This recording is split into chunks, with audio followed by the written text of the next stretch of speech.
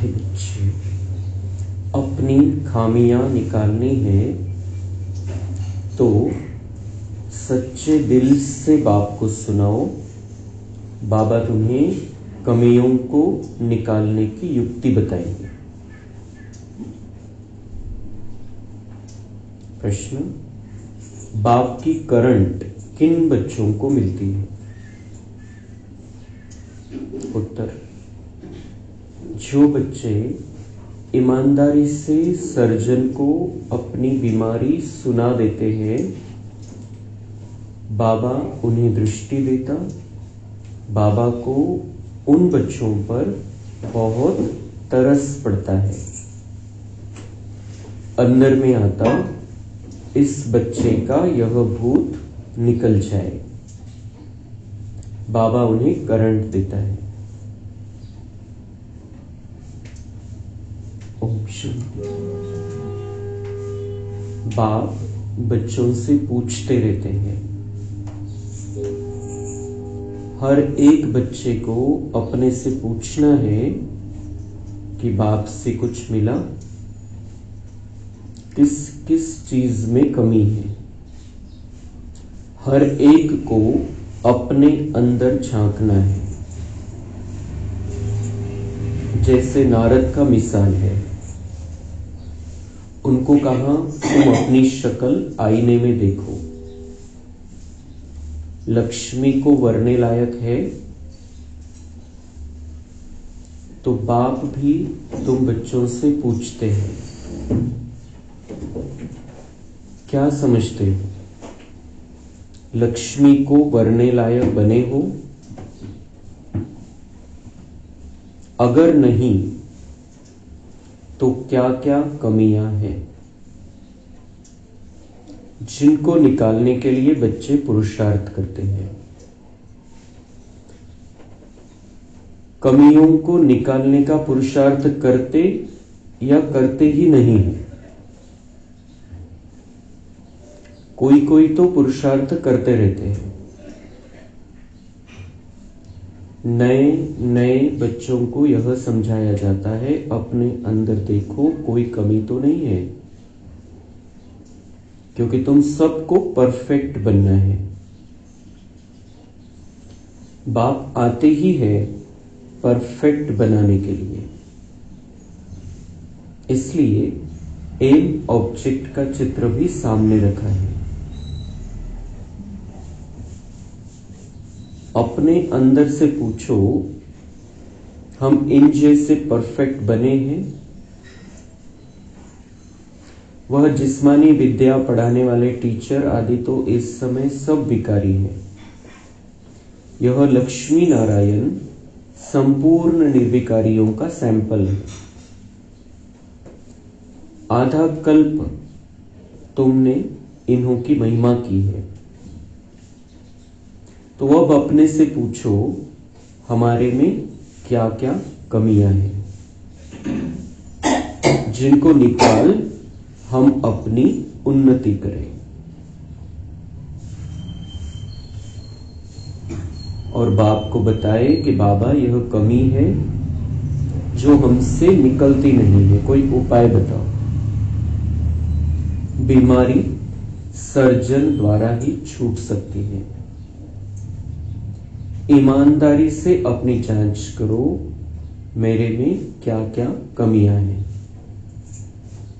जिस कारण मैं समझता हूं यह पद पा नहीं सकूंगा। बाप तो कहेंगे ना, तुम इन जैसा बन सकते हो। कमियां बताए तब बाबा राय दे। बीमारियां तो बहुत है, बहुतों में कमियां हैं। कोई में बहुत क्रोध है, लोभ है,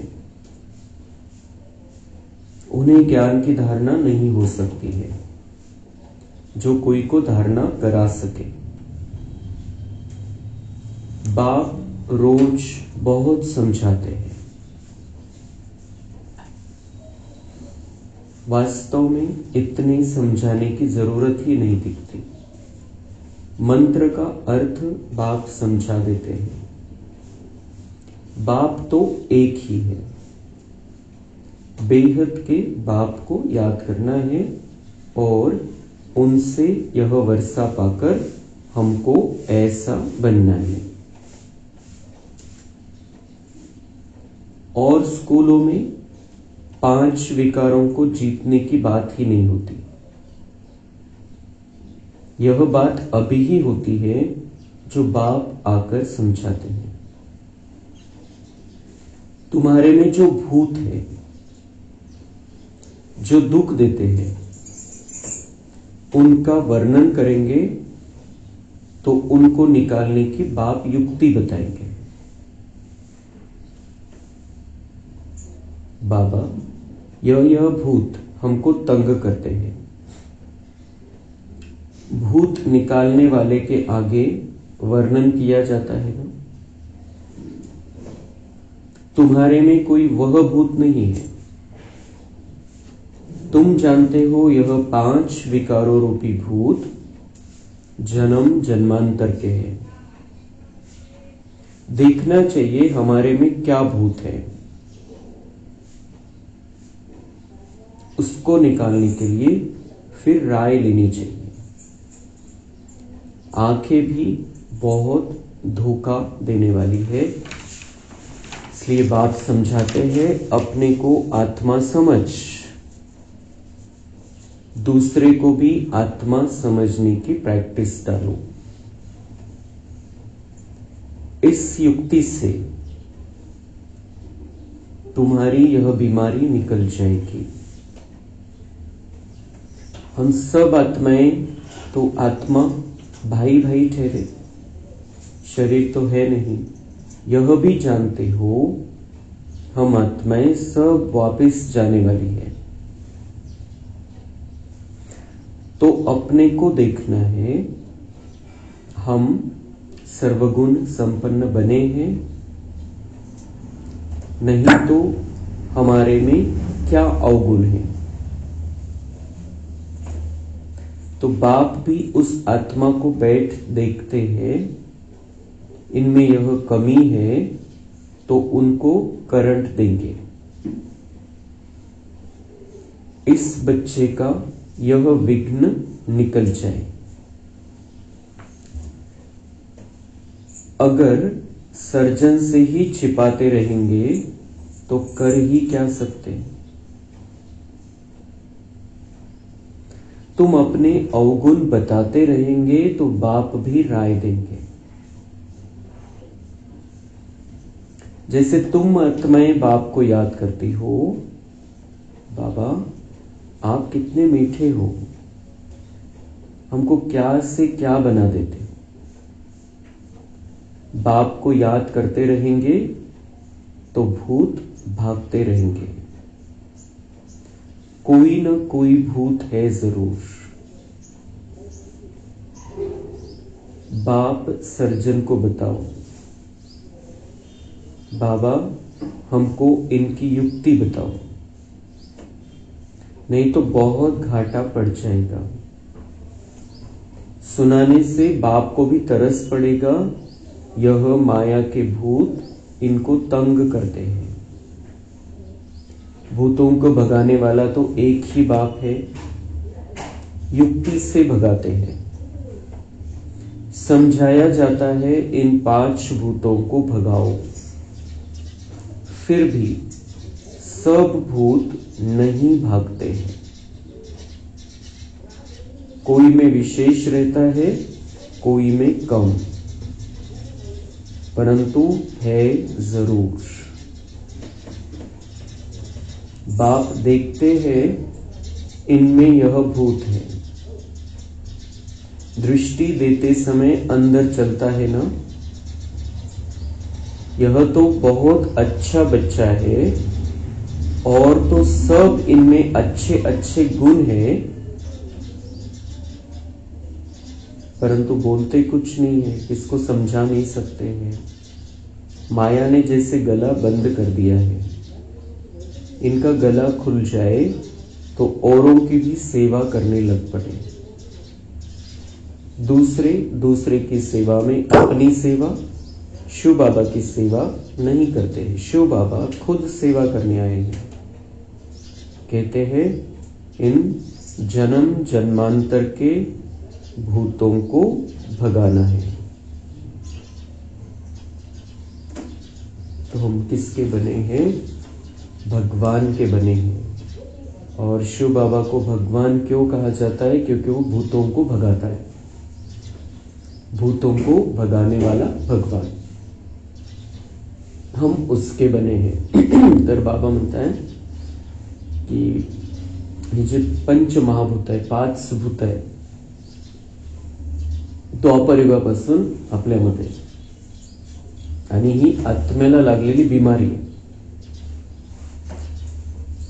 5ही विकार रूपी भूत ज्यांना आपण मध्ये स्थान दिलेले ते आपल्याला तंग करत राहतात। त्यांच्यामुळे आपल्याकडून पाप कर्म झालेले, चुका झालेल्या आहेत आणि आपलं जीवन खराब केलेले आपण आपल्या हाताने। तो बाबा समझाते हैं कि अभी जो भी तुम्हारे अंदर कमियां है, कोणत्या प्रकारचं भूत आहे आणि ते किती प्रमाणामध्ये, हे प्रत्येकाला माहिती। बाबा म्हणते भूत है जरूर, हम संपूर्ण तो बने नहीं है, परफेक्ट तो बने नहीं है, हम लक्ष्मी नारायण जैसे तो बने नहीं है, तो इसका मतलब भूत है जरूर। तो बाबा म्हणता है किसी में विशेष रहता है, किसी में कम रहता है, लेकिन भूत है जरूर। जब तक हम संपूर्ण नहीं बने, इसका मतलब कुछ न कुछ तो है इन 5 विकारों में से। तर बाबा म्हणतात प्रत्येकाला ज्याचं त्याला माहिती आहे की कोणती कमी आपल्यामध्ये। बाबा तो जानता है, बाबांना माहिती आहे। बाबा म्हणते मैं जब दृष्टि देता हूं तब मुझे समझ में आ जाता है। किंवा बाबा आपलं पण चेकिंग करत राहतो सूक्ष्म वतन मध्ये। बाबा को समझ में आ जाता है। बाबा ये सोचता है कि ये बच्चा बहुत विशेष है, बहुत अच्छा है, बाकी तो सब अच्छा है, लेकिन ये एक अवगुण, ये निकल जाए तो इस बच्चे का भाग्य बन जाए और दूसरों का भाग्य बनाने में भी लग जाए, सेवा में लग जाए। आपलं जीवन आता सेवेचं जीवन आपल्याला बनवायचं। बाबांची अशी इच्छा आहे की आपण सेवेवरती उपस्थित राहावं, कंटिन्यू आपल्याकडून सेवा झाली पाहिजे। पण ती सेवा होण्यासाठी आपल्यातल्या कमी आपल्याला दूर कराव्या लागतील। तर बाबा म्हणताय की तुम्ही मला सांगा। बाबा म्हणता मला माहिती आहे आणि मी बघतो पण बाबा विशेष आपल्याकडून बाबांना ऐकायचंय की तुम्ही सांगा मला की तुमच्यामध्ये काय काय कमी आहे, कोणती कमी आहे तुमच्यामध्ये, कोणत्या प्रकारचं भूत तुमच्यामध्ये बसलेलं आहे, मुझे बताओ। का बरं म्हणतो बाबा? कारण आपल्याला 1000 जणांनी सांगितलं की तुझ्यामध्ये हा प्रॉब्लेम आहे, तरी आपण ते मान्य नाही करणार। पण स्वतःला ज्यावेळेस जाणीव होईल त्यावेळेला आपण आपल्यामध्ये तो बदल घडवायला आपण सुरुवात करतो।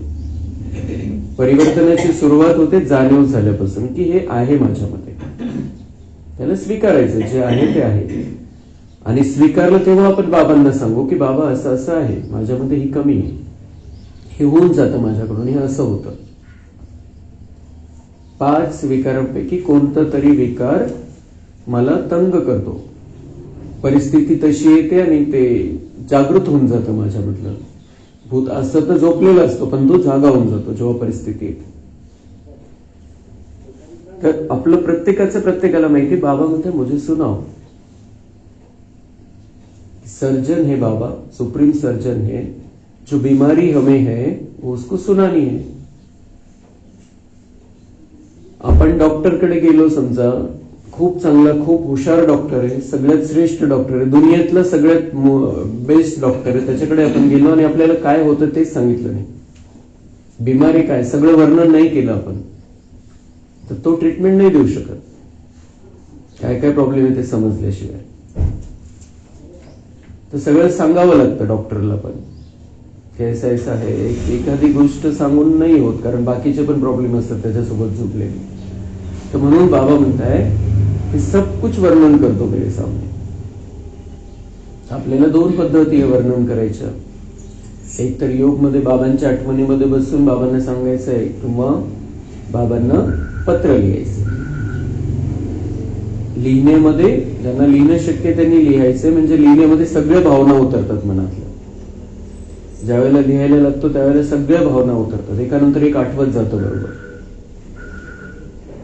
तर दोन्ही पद्धती आहे. दोन्ही पद्धतीने आपण बाबांना सांगायचंय की बाबा मेरे अंदर ये कमी है, और रोज बोलते रहना एक बार को, जब तक वो कमी निकलती नहीं है पूरी रीति से.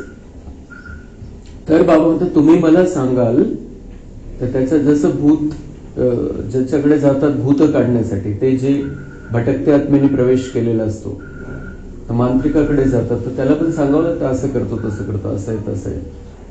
तो ऐसे ही बाबा म्हणताय की तुम्हारे अंदर वो भूत तो नहीं है, भटकते आत्मा तर नाही आहे, पण हे 5 भूत, त्यांच्यापैकी तुम्ही कोणाकोणाला स्थान दिलेले तुमच्यामध्ये. हे शरीराला मंदिर बनवायचं आपल्याला, आणि आपण मूर्ती बनवून राहायचंय त्याच्यामध्ये. भूतांचं स्थान नाही बनलं पाहिजे आपलं शरीर, आपलं मन, आपली बुद्धी. तर बाबा म्हणताय की या 5 भूतांना काढायचंय. त्यांनी तुम्ही शरीर भानामध्ये आले म्हणून त्यांनी तुमच्यामध्ये प्रवेश मिळवलेला आहे, तर त्यांना तुम्हाला काढायचंय. आणि काय करायचंय, कमी काढून आपल्यामध्ये गुणांना भरायचंय. तर गुणांना भरत जाऊ आपण, तर कमी निघत जाईल, पण तरी काही ना काही सूक्ष्म कमियां शिल्लक राहतात. तर बाबा म्हणते मुझे सुना दो,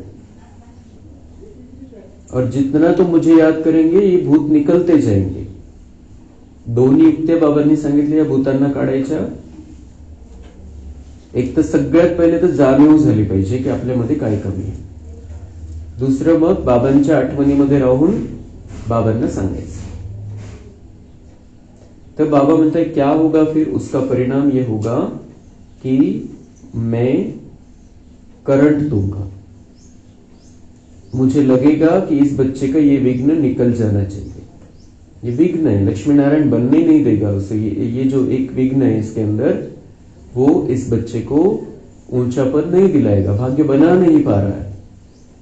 तो बाबा म्हणता है कि मुझे मेरे दिल में आएगा इस बच्चे का विघ्न निकल जाए. फिर बाबा करंट देगा, मतलब शक्ति देगा हमें, ये विघ्न निकल जाए. और दूसरा कि युक्ति भी बताएगा कि कैसे निकालना. शक्ति भी देगा और युक्ति भी बताएगा. काय विचार करायचा आहे, कशी भावना ठेवायची आहे, कसं बाबांकडून वेगवेगळ्या जो आयडिया बाबा मुरलीमधून देतो त्याला कसं कॅच करायचंय, की हे बाबांनी आज माझ्यासाठी सांगितलं, त्याला कॅच करायचंय.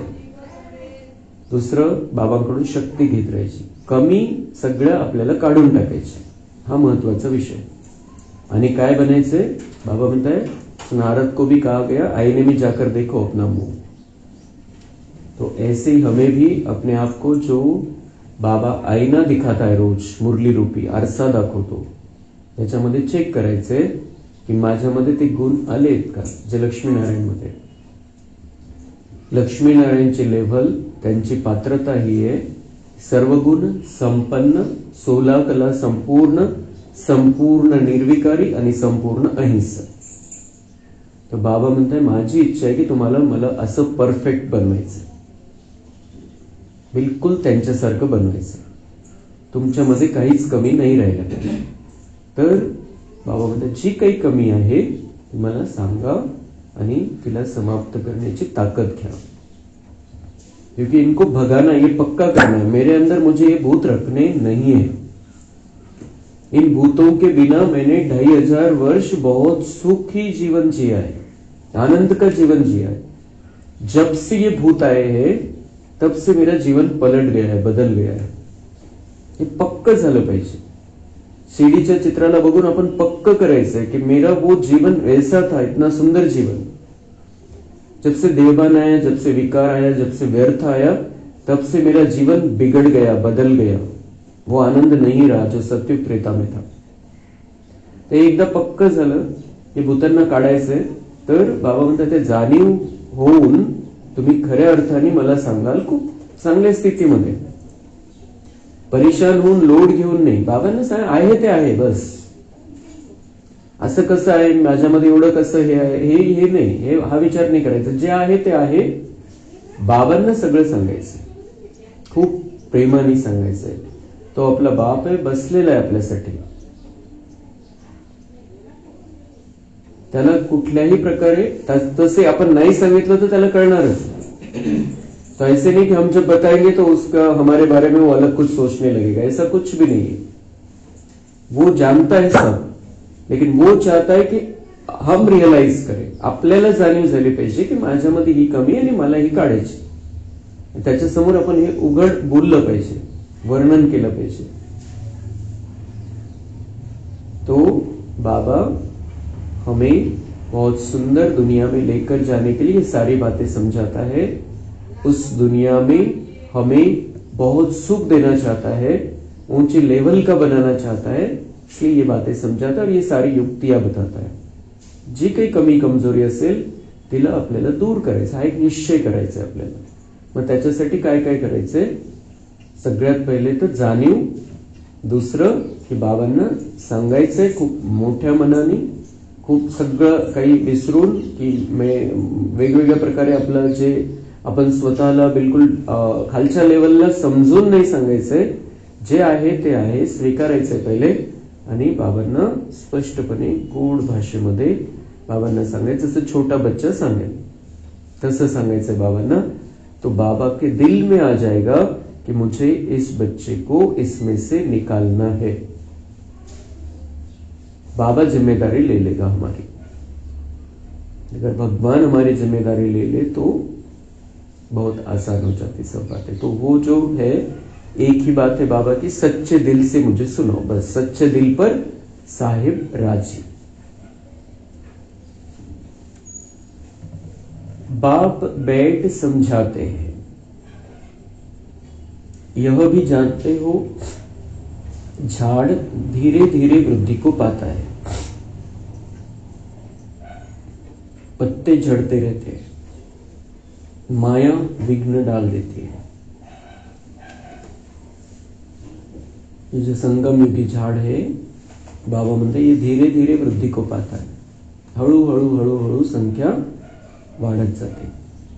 मग जे याच्यामध्ये पत्ते बनतात, या झाडाचे पत्ते म्हणजे जे आत्मा नवीन नवीन येत राहतात, बाबा म्हणतात वो झडते भी रहते. काही पानं गळून जातात, काही आत्मे या ज्ञान मार्गामधून निघून जातात. का बरं? माया विघ्न डाल देती है. कुछ न कुछ अंदर है वो आने नहीं देता है, बाबा के पास जाने नहीं देता है. बैठे बैठे ख्याल बदली हो जाते हैं. अचानक बदलून जातं की नाही ये मेरा रास्ता नहीं है, काहीतरी होऊन जातं मध्ये. जैसे सन्यासियों को घृणा आती है तो एकदम गुम हो जाते हैं. काही काही एखाद्या संन्यासीला नाही जमलं तर तो पळून निघून जातो. न कोई कारण न कोई बातचीत. कोई कारण नहीं, कोई बात नहीं करेंगे उसके बारे में कि क्यों छोड़ दिया है, क्यों नहीं आते हैं. कनेक्शन तो सबका बाप के साथ है, बच्चे तो नंबरवार है. वह भी बाप को सच बताए तो वह खामियां निकल सकते और ऊंच पद पा सकते. बाबा मतलब जो छोड़कर गए हैं उनका भी तो मैं बाप हूं, तो वो भी मुझे बता सकते हैं. तो जो कमी है, जिस कारण से ज्ञान को छोड़ा, बाबा मतलब वो कमी भी निकल सकती है, वो भी मुझे बता सकते हैं. मतलब जो छोड़कर गए बाबा उनको छोड़ नहीं देता है, बाबा की नजरों में वो भी रहते हैं. बाबा मतलब उनकी भी कमी निकल जाएगी, वो मुझे सिर्फ सच बताए और वो भी ऊंच पद पा सकते. फिर कंटिन्यू हो जाएंगे, फिर वो भी ऊंच पद पा सकते हैं. बाप जानते हैं कई न बतलाने के कारण अपने को बहुत घाटा डालते हैं. कितना भी समझाओ परंतु वह काम करने लग पड़ते. माया पकड़ लेती है. माया रूपी अजगर है, सबको पेट में डाल बैठी है, दूबन में गले तक फंस पड़े हैं. बाप कितना समझाते हैं. बाबा बोलते मुझे इतने समझाने की जरूरत नहीं, लेकिन समझाना पड़ता है, बताना पड़ता है. एक बार बता दिया कि तुम्हारा इतना ऊंची मंजिल है, ऊंची लेवल है, तो बाबा बोलते मुझे बार बार ये बातें समझाने की जरूरत नहीं पड़नी चाहिए. लेकिन क्यों समझाना पड़ता है? क्योंकि माया अजगर ने पकड़ लिया है, पेट में डाल लिया है और फंस पड़े इस माहौल में, कलयुग के जंगल में, कलयुग के दलदल में फंस पड़े। इसलिए बाबा म्हणतात नाही तो वास्तविक बाबा म्हणतात मला एकदा सांगितल्यावर समज जायला पाहिजे, भगवान समझा रहा है, लेकिन बाबा म्हणते माया ने अंदर ले लिया, खींच लिया है, इसलिए ये बातें मुझे समझानी पड़ती है, समझाना जरूरी है। पारलौकिक बाप तो एक ही बार आते हैं, पारलौकिक बाप आकर नरक को स्वर्ग बनाते हैं। उनकी भक्ति मार्ग में कितनी पूजा करते हैं, याद करते हैं। शिव के मंदिर तो बहुत हैं। बच्चे कहते हैं सेवा नहीं है। अरे शिव के मंदिर तो जहां तहां है, वहां जाकर तुम पूछ सकते हो, इनको क्यों पूछते हो? यह शरीरधारी तो है नहीं, यह है कौन? कहेंगे परमात्मा, इन बिगर और कोई को कहेंगे नहीं। तो शिव के मंदिर में जाके बाबा म्हणता है, बच्चे कहते सेवा नहीं, लेकिन शिव के मंदिर तो हर जगह है, वहां पर जाकर सेवा कर सकते हो। बाकी देवी देवताओं को शरीर दिखाए, ये तो शरीरधारी नहीं है, शिव को ऐसा क्यों दिखाया है? तो वो कहेंगे कि ये परमात्मा है, बाकी किसी के लिए नहीं कहेंगे ये परमात्मा है। तो बाबा म्हणते ते म्हणतात, पण त्यांना कळत नाही, त्यांना तुम्ही समजवायचं। बोलो यह परमात्मा बाप है ना, उनको खुदा भी कहते हैं, अल्लाह भी कहते हैं। अक्सर करके परमपिता परमात्मा कहा जाता है। उनसे क्या मिलने का है, यह कुछ पता है? काय प्राप्ती होणार आहे त्यांच्याकडून? बाबा म्हणते त्यांना तुम्ही सांगायचं, त्यांना तर माहितीच नाही। भारत में शिव का नाम तो बहुत लेते हैं, शिव जयंती त्योहार भी मनाते हैं। कोई को भी समझाना बहुत सहज है, बाप भिन्न भिन्न प्रकार से समझाते तो बहुत रहते हैं। तुम किसके भी पास जा सकते हो, परंतु बहुत ठंडाई से, नम्रता से बात करनी है। बाबा म्हणते कोणालाही तुम्ही समजू शकता, कोणाकडे जाऊ शकता, क्योंकि भगवान का ज्ञान दे रहे, सत्य बता रहे हैं, तो किसी के भी पास जाकर किसी को भी बता सकते हैं, साधु संत पंडित आचार्य कोई भी हो दुनिया में। सिर्फ बाबा म्हणते क्या करना है, बहुत ठंडाई से और नम्रता से, जबरदस्तीने पटवून नाही द्यायचं, त्यांचा सन्मान ठेवून, कारण बिचाऱ्यांना सत्य माहिती नहीं। तो नम्रता से बात करनी है, ठंडाई से बात करनी है, खूप शांत मनानी, शांत चित्तानी त्यांना सांगायचंय आणि नम्रतेने सांगायचं, अहंकारामध्ये नाही सांगायचं।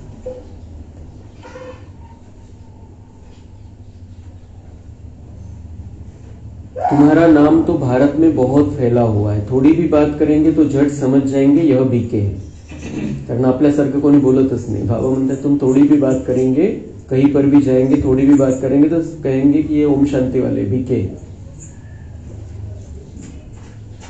गांव आदि तरफ तो बहुत इनोसेंट है, मंदिरों में जाकर सेवा करना बहुत सहज है। आओ हम तुमको शिव बाबा की जीवन कहानी सुनाएं। तुम शिव की पूजा करते हो, उनसे क्या मांगते हो? हम तो आपको इनकी पूरी जीवन कहानी बता सकते हैं। शिव के मंदिर में उनको समझाना है कि ये क्या दे सकते हैं, इनसे तुम क्या मांगते हो, क्या मिलने वाला है, इनकी पूरा जो पार्ट है उसके बारे में, जीवन कहानी के बारे में हम आपको बता सकते हैं। दूसरे दिन फिर लक्ष्मी नारायण के मंदिर में जाओ, तुम्हारे अंदर में खुशी रहती है। बच्चे चाहते हैं गांव में सेवा करें, सबकी अपनी अपनी समझ है ना। बाप कहते पहले पहले जाओ शिव बाबा के मंदिर में, फिर लक्ष्मी नारायण के मंदिर में जाकर पूछो इन्हों को यह वर्षा कैसे मिला हुआ है, हे कसे काय झाले लक्ष्मी नारायण। बाबा म्हणते लक्ष्मी नारायण के मंदिर में जाके उनके भक्तों को पूछो की इतके मोठी लेवल, यांची सगळ्यात मोठी लेवल आहे, कशामुळे एवढी मोठी लेवल झाली, हे कसे काय महाराजा महाराणी बनले। आओ हम आपको इन देवी देवताओं के 84 जन्मों की कहानी सुनाएं। गांव वालों को भी जगाना है। तो बाबा बोलता है कि सेवा करो, मंदिरों में जाकर गांव वालों को जगाना है। तुम जाकर प्यार से समझाएंगे, तुम आत्मा हो, आत्मा ही बात करती है, यह शरीर तो खत्म हो जाने वाला है। अब हम आत्माओं को पावन बन बाप के पास जाना है। बाप कहते मुझे याद करो, तो सुनने से ही उनको कशिश होगी। बाबा बोलते शिव के बारे में बताना है, फिर लक्ष्मी नारायण के मंदिर में बताना है, उनके 84 जन्मों की कहानी बतानी है, फिर उनको प्यार से समझाना है। तुम आत्मा हो, आत्मा ही बात करती है, शरीर तो खत्म हो जाता है, अब हम आत्माओं को पावन बनना है, तो एक बाप के पास जाना है, तो वो कहता है मुझे याद करो, तो पावन बन जाएंगे, पाप खत्म हो जाएंगे। तो सुनने से ही उनको कशिश होगी। जितना तुम देही अभिमानी होंगे उतना तुम्हारे में कशिश आएगी। समझोताना स्थिती काय पाहिजे, बिलकुल एक अवस्था आपली कंटिन्यूची पाहिजे, स्वतःला आत्मा समजायचे, दुसऱ्यांना आत्मा बघायचे। आणि ज्या वेळेला सेवा करू त्यावेळेला पण विशेष बाबांशी कनेक्शन ठेवून आत्मा स्वतःला समजून समोरच्याला आत्मा समजून मग या गोष्टी सांगायच्या। अभी इतना इस देह आदि से, पुरानी दुनिया से पूरा वैराग्य नहीं आया है। बाबा कहते हैं तुम बच्चों को अभी इतना वैराग्य नहीं आया है, देह से भी नहीं और पुरानी दुनिया से भी नहीं। पूरा वैराग्य आ जाएगा तो हमारा पूरा जीवन सेवा का हो जाएगा। कंटिन्यू आपण जे काही करतो ते करत असताना पण आणि विशेष वेळ काढून पण आपण सेवा करू। यह तो जानते हो यह पुराना चोला छोड़ना है, इनमें क्या ममत्व रखना है। शरीर होते शरीर में कोई ममत्व नहीं होना चाहिए, अंदर में यही तात रहे अब हम आत्माएं पावन बनकर अपने घर जाए। फिर यह भी दिल होती है ऐसे बाबा को कैसे छोड़े। ये वैराग्य कैसे आना चाहिए, शरीर है शरीर में रहते हैं लेकिन ममत्व नहीं होना चाहिए, सांभाळायचंय फक्त, अटकायचं नाहीये शरीरामध्ये। फिर अंदर में यही चलते रहना चाहिए कि अब हम आत्माएं पावन बनकर अपने घर जाए। मैं आत्मा हूं, मुझे पावन बनना है और अपने घर जाना है, घर वापस जाना है। फिर यह भी दिल होती है ऐसे बाबा को कैसे छोड़े। फिर घर वापस जाना है तो बाबा तो रहेगा नहीं, बाबा मिलेगा नहीं, तो बाबा बोलते ऐसे ही मनात चालतं मग कि बाबा को कैसे छोड़े। घर जाना है लेकिन बाबा नहीं रहेगा, फिर परमधाम में साथ रहेंगे लेकिन अनुभव नहीं होगा कुछ, तो ये भी मन में चलता रहे। ऐसा बाबा तो फिर कभी मिलेगा नाही। जितकं पक्क करू आपण स्वतःला सांगू की बाबा पुन्हा भेटणार नाहीये तर त्याला आपण सोडणार नाही इथं, जेवढा वेळ तो आहे सोबत। तो बाबा म्हणते तो ऐसे ऐसे ख्याल करने से बाप भी याद आएगा, घर भी याद आएगा। असं जर विचार चालतील बाबा म्हणताय तर बाबांची आठवण राहील आणि परमधामची पण आठवण बुद्धीमध्ये राहील कि यहां से वहां जाना है। अब हम घर जाते हैं, 84 जन्म पूरे हुए। भल दिन में अपना धंधा आदि करो, गृहस्थ व्यवहार में तो रहना ही है। बाबा म्हणता इथे येऊन बसायचं नाहीये मधुबनमध्ये, तुमच्या तुमच्या घरामध्ये राहायचंय, तुम्हाला आपले आपले कर्तव्य पार पाडायचे। तो दिन में धंधा आदि काम धंधा करा, बाबा म्हणता दिवसा। उसमें रहते हुए भी तुम बुद्धि में यह रखो कि यह तो सब कुछ खत्म हो जाना है। आहे तोपर्यंत शरीर निर्वाहासाठी, जीवन चालवण्यासाठी काही प्रॉब्लेम येतात पुढे, त्याच्यासाठी आपल्याला कामधंदा करायचा आहे। पण बाबा म्हणतात ते करत असताना बुद्धीमध्ये ठेवायचं हे सब खत्म हो जाना है। हे सब म्हणजे अटकायचं बिलकुल नाहीये त्याच्यामध्ये, माझं माझं नाही करत राहायचं त्याच्यामध्ये की हे है वापरायला भेटलेलं आहे, देतोय बाबा बस, पण सोडून जायचंय सगळं, सब खत्म होने वाला है। तो हम उसको सफल भी करते रहेंगे, अच्छे कार्य में लगाते भी रहेंगे। अभी हमको वापिस अपने घर जाना है। बाप ने कहा है गृहस्थ व्यवहार में भी जरूर रहना है, नहीं तो कहाँ जाएंगे। गावामध्ये घरामध्ये नाही तर कुठं जाणार, इतक्यांना राहायला मधुबनमध्ये व्यवस्था थोडीच है, कहाँ जाएंगे। तो घर में रहना है, घर में रह के हमें सबकी सेवा करनी है, घर वालों की, गाँव वालों की, दुनिया वालों की सेवा करनी है। तो उसमें रहते हुए भी तुम बुद्धि में यह रखो कि यह तो सब कुछ खत्म हो जाना है, अभी हमको वापस अपने घर जाना है। धंधा आदि करो, बुद्धि में यह याद रहे यह तो सब कुछ विनाश होने का है। पहले हम घर जाएंगे फिर सुख धाम में आएंगे। जो भी टाइम मिले अपने से बातें करनी चाहिए, बहुत टाइम है। भगवान कह रहा है बहुत टाइम है, लोग कहते हैं टाइम ही नहीं मेरे पास। प्रत्येकाला माहिती आहे की टाइम तर आहे, तर फक्त ते गणगणमध्ये राहतात, वेगळे चक्करमध्ये राहतात बस। बहुत टाइम है, 8 घंटा धंधा आदि करो, 8 घंटा आराम भी करो, बाकी 8 घंटा यह बाप से रोरियान कर फिर जाकर रूहानी सेवा करनी है। बाबांची परमिशन आहे की 8 घंटा तुम्ही कामधंदा करा. ते पण आवश्यक आहे. घरग्रस्त मध्ये राहायचं तर ते करावं लागेल. करा 8 तास. 8 तास आराम पण द्या शरीराला. असं नाही की बिलकुल ज्या शरीरामध्ये राहून आपल्याला सगळं काही करायचंय. आपल्याला माहिती आहे की थकवा जर असेल, आपली झोप झालेली नसेल तो दूसरा दिवस खराब जातो. तो इसलिए बाबा हमें हठ योग नहीं सिखाता है. नहीं 2 घंटे ही सोना है, 4 घंटे ही सोना है. बाबा म्हणतात 8 घंटे आराम करो. मतलब झोप, खाणं पिणं याला 8 तास द्या तुम्ही. 8 तास सेवा करायची. बाबांशी रोहरियान करायची, बाबांची मुरली, योग, मग वेगवेगळ्या प्रकारे आपण जशी सेवा करू शकतो, वेगवेगळ्या पद्धतीने सेवा करू शकतो. मनसा वाचा कर्मणा. तो 8 घंटे बाबा के लिए, अपने खुद के कल्याण के लिए, विश्व के कल्याण के लिए निकालले. 8 तास स्पेशल. बाकी तर आपण झोप पण योगयुक्त झाली पाहिजे हे पण बघायचंय. कामधंदा करतोय ते करत असताना पण आपल्याला हे बघायचं की आपण स्टेजवरती आहे. जे काही आपण करतोय स्टेज वरती है. दुनिया बघणार है आपल्याला. अगर हम कहते हैं हम भगवान के बच्चे, हम मुरली सुनते हैं, हम ज्ञान लेने के लिए जाते हैं, हम ट्रेनिंग लेने के लिए जाते हैं, यहां पर सिखाया जाता है 5 विकारों को जीतना है. जे कोणत्या शाळेत शिकवलं जात नाही ते या शाळेत शिकवलं जातं बाबांच्या. 5 विकारों को जीतना है. तो अगर हम ये कहते हैं और हम जब काम धंधा कर रहे हैं तब दुनिया वाले चेक करते हैं हमको. अब वही करते हो आप का फक्त दर्शन करून आले झालं. तसं नाही दुनियावाल्यांसारखं. ये जो मुरली है दिन भर चलनी चाहिए. तो ये काम धंधा जब करते तब भी हमारे अंदर मुरली दिखाई देनी चाहिए लोगों को कि ये मुरली है, ये मुरली का परिणाम है. तो उसमें भी सेवा हो जाएगी, उसमें भी पुण्य जमा हो जाएगा, कमाई जमा हो जाएगी. तो 24 घंटे कमाई करने का चान्स आहे हमें. त्याच्यामध्ये बाबामध्ये स्पेशल विभागणी करा तुम्ही की स्पेशल तुम्ही 8 तास ते करायचं कामधंदा.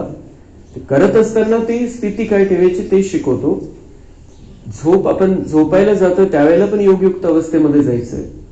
बाबांच्या आठवणीमध्ये झोप घ्यायची म्हणजे चार्जिंग चांगली होईल. आणि बाकी मग जे काही आपल्याला मुरली खूप अटेन्शनने ऐकायची, व्यवस्थित वेळ काढून योगसाठी वेळ काढायचा आहे. अधूनमधून जिथं जाऊन आपण सेवा करू शकतो तिथं जाऊन सेवा करायची. कोणी भेटतं, आपण कोणाशी बोलतो, त्यांना ज्ञानाच्या चांगल्या गोष्टी सांगायच्या. आपला अनुभव सुनाना है. आपल्या मनामध्ये पहिले कसं होतं, आता काय परिणाम झालेला आहे, कसं आपण स्थिर झालेलं आहे, कसं आपण स्वतःला थांबवून घेतो, कंट्रोल आलेला आहे स्वतःवरती. या सगळ्या गोष्टी आपण दुसऱ्यांना समजवायच्या. आपला अनुभव जितका सांगत राहू आपण. हे 8 तास बाबा म्हणतात सेवा करो, कहीं जाकर सेवा करो, किससे बात कर रहे हो उसको भी ये बातें समझाते रहो. ही 24 तासाची विभागणी आपण लक्षात ठेवायची. अच्छा. मीठे मीठे सिक्के लधे बच्चों प्रति माता पिता बाप दादा का याद, प्यार और गुड मॉर्निंग. रूहानी बाप की रूहानी बच्चों को नमस्ते. हम रूहानी बच्चों की रूहानी बाप दादा को याद, प्यार, गुड मॉर्निंग, नमस्ते. वाह बाबा वाह, शुक्रिया बाबा शुक्रिया. धारणा के लिए मुख्य सार है कम से कम 8 घंटा बाप से रूहियान कर बड़ी ठंडाई व नम्रता से रूहानी सेवा करनी है. सेवा में सफल होने के लिए अंदर में कोई भी माया का भूत न हो. माया के भूत को साथ में रखते हुए हमारे द्वारा सेवा नहीं हो सकती. बाबा म्हणता है सेवा में अगर सफल होना है तो अंदर कोई भी माया का भूत नहीं होना चाहिए. निकाल देना है, उसको भगाना है. अपने आप से बातें करनी है कि ये जो कुछ हम देखते हैं ये सब विनाश होना है. हम अपने घर जाएंगे फिर सुखधाम में आएंगे. वरदान है अटल निश्चय द्वारा सहज विजय का अनुभव करने वाले सदा हर्षित निश्चिंत भव. निश्चय की निशानी है सहज विजय. लेकिन निश्चय सब बातों में चाहिए. सिर्फ बाप में निश्चय नहीं, अपने आप में, ब्राह्मण परिवार में और ड्रामा के हर दृश्य में संपूर्ण निश्चय हो. थोड़ी सी बात में निश्चय टलने वाला न हो. सदा यह स्मृति रहे कि विजय की भावी टल नहीं सकती. ऐसे निश्चय बुद्धि बच्चे क्या हुआ, क्यों हुआ, इन सब प्रश्नों से भी पार सदा निश्चिंत, सदा हर्षित रहते हैं. स्लोगन है समय को नष्ट करने के बजाय फौरन निर्णय कर फैसला करो। अच्छा, ओम शांति।